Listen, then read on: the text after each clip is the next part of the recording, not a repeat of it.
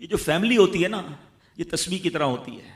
اور ہم نے دیکھا ہے کہ یہ جو ہے نا تسبیح کے اوپر والا حصہ، یہ ماں باپ ہوتے ہیں. جب یہ چلے جاتے ہیں نا تو اپنے بھائی بہنوں کو جس طرح تسبیح کے دانے بکھرتے ہیں نا، اس طرح بکھرتے دیکھا ہے.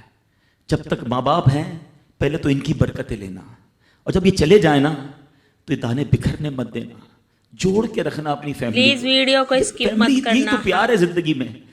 تھوڑے سے پیسوں کے لیے بھائی بہن لڑتے ہیں، جائیداد کے لیے بھائی بہن لڑتے ہیں، تھوڑے کاروبار کے لیے لڑتے ہیں. ارے قربان کر دو، کوئی بات نہیں، بھائی کو تھوڑا زیادہ چلا جائے، بہن کے میری بہن کے گھر میں ہی جا رہا ہے نا، یہ تیرا ہے، یہ میرا ہے، نہ کیا کرے.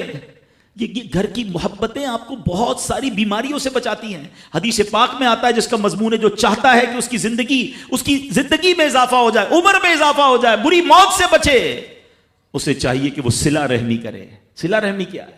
اپنے رشتہ داروں کے ساتھ اچھا سلوک. اور رشتہ داروں میں the closest family member جو ہے وہ بھائی بہن ہیں، وہ ماں باپ ہیں، بیوی بچے ہیں. ارے ان کو چھوڑ کر دنیا سے محبتیں جتا رہے ہو؟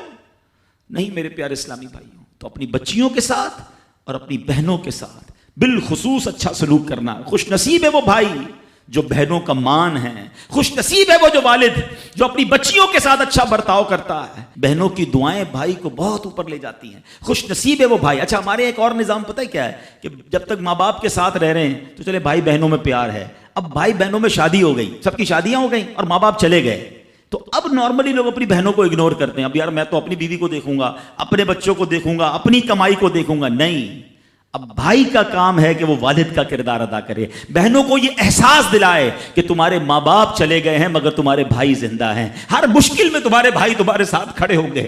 کبھی بہنوں کو یہ ریئلائز مت کرانا کہ وہ اکیلی کہیں کسی پرابلم میں ہو تو وہ اکیلے میں سوچے کہ میرے ماں ہوتی تو میں ماں سے بات کر لیتی، باپ ہوتا تو میں باپ سے کہہ دیتی، بھائی کو کیا کہوں وہ تو سنتا ہی نہیں ہے. ہیں ایسے بھائی آج بھی کہ بہنیں انہیں اپنا دکھ بھی شیئر نہیں کرتی ہیں، بلکہ بھائیوں کو پڑی ہی نہیں ہے بہن کدھر گئی. یہ مت کرنا. اگر تم اپنے ماں باپ کی روح خوش کرنا چاہتے ہو نا تو بھائی بہن جڑ کے رہو، بھائی بہنوں میں پیار رکھو. یہ پیسہ سب کچھ نہیں ہے. ارے جو کچھ میرے پاس ہے اگر میرے بھائی بہنوں پہ خرچ ہو جائے تو اس سے اچھی کیا چیز ہے. یہ یاد رکھے جو سوشل میڈیا پہ ہزاروں فرینڈ بنائے بیٹھے نا کہ میرے 5000 فرینڈ تو میرے 10,000 فرینڈ، کسی دن بستر پر پڑو گے نا اسپتال میں تو اس بستر کے کنارے تمہیں تمہارے بھائی بہن ہی نظر آئیں گے.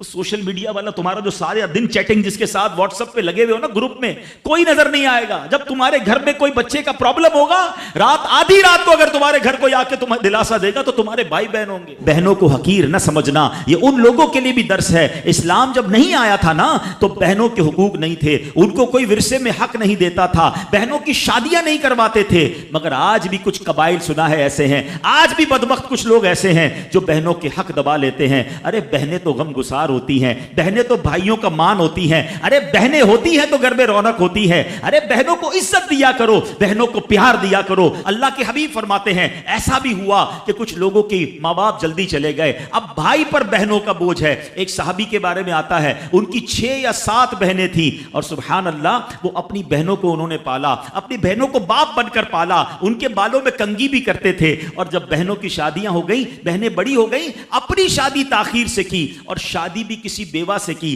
پوچھا گیا کہ کیوں بیوہ سے شادی کی؟ کہا میری بہنوں کو ایک ماں کی حاجت تھی، میں کوئی جوان لڑکی لے آتا تو بہنوں کا کیا ہوتا. اللہ اکبر. یہ صحابہ کا انداز. اور آج جو بہنوں کا حق دباتے ہیں، آج جو بہنوں کو ذلیل کرتے ہیں، نہ کرنا. ہمارا اسلام بہنوں سے محبت کا درس دیتا ہے.